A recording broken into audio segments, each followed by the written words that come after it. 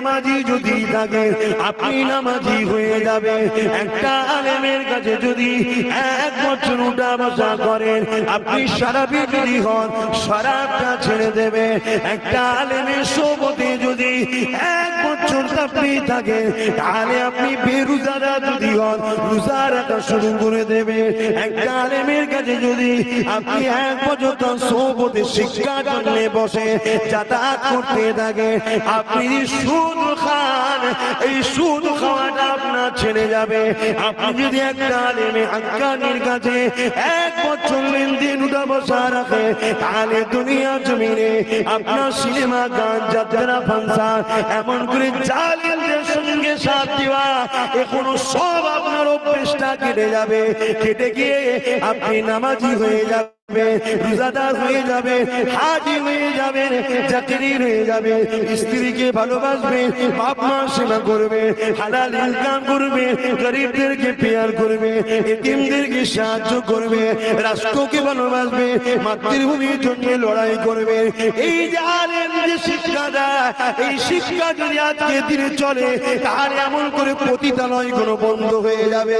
পতিতালয়ে যারা লাইসেন্স দিয়েছে ওদের ধান্দা তাহলে বন্ধ হয়ে যাবে। এই আলেমের সোহবতে বসলে মদ খাওয়া যদি বন্ধ হয়ে যায় মদের বিক্রিটা কমে যাবে। মদ কোম্পানির টাকা দেয় ওই টাকা দেওয়াটা বন্ধ হয়ে যাবে। এই আলেমদের সোহবতে বসলে সুদ খাওয়াটা বন্ধ হয়ে যাবে।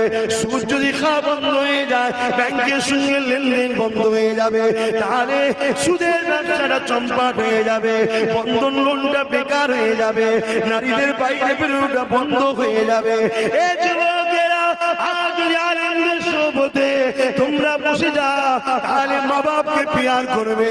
মা বাপকে পিয়ার করো বৃদ্ধাশ্রম কোনো তালা পড়ে যাবে, বৃদ্ধাশ্রমের মালিক কোনো ইনকাম বন্ধ হয়ে যাবে। এই তারা টাকা অন্য জনকে দেয় সেখানে টাকা দিতে পারবে না। তাই বিভিন্ন পরিকল্পনা রাজ পাওয়ার দিয়ে আজ বিশ্ব জুড়ে আলেমদেরকে দমাবার চেষ্টা চলছে। আজ একজন আলেম হিসাবে বলে দিয়ে যায় এ বিশ্বের আলেম শুনে রেখে দে ইতিহাস পড়লে তোদের বাপ ফেরাউন চেয়েছিল মুসাকে দমাবার, আল্লাহ মুসাকে বাঁচিয়েছে, ফেরাউনকে নীল নদে চুবিয়ে মেরেছে। তোদের বাপ নমরুদ চেয়েছিল ইব্রাহিমকে আগুনে পুড়িয়ে মেরে দিবার, আল্লাহ পাক ইব্রাহিমকে বাঁচিয়েছে। তোদের বাপ নমরুদকে মশা পাঠিয়ে মাথার মধ্যে ঢুকিয়ে দিয়ে গোলামের খড়ম খাইয়ে খাইয়ে মেরেছে। তোদের বাপ আবু জেহেল মুহাম্মদ রাসূলকে রুখতে চেয়েছিল, তোদের পাপি কুয়ায় পড়েছিল, মুহাম্মদ হাত বার করে তুলেছে। তোদের বাপ হতভাগা আকবর চেয়েছিল মুজাহিদ আল পেশানিকে মিটাবে, আকবর মিটে গেছে, মুজাহিদ আল পেশানি জিন্দা আছে। তোদের বাপেরা চেয়েছিল গরিবে নওয়াজকে মিটাবে, তারা মিটে গেছে, গরিবে নওয়াজ আজ জিন্দা আছে।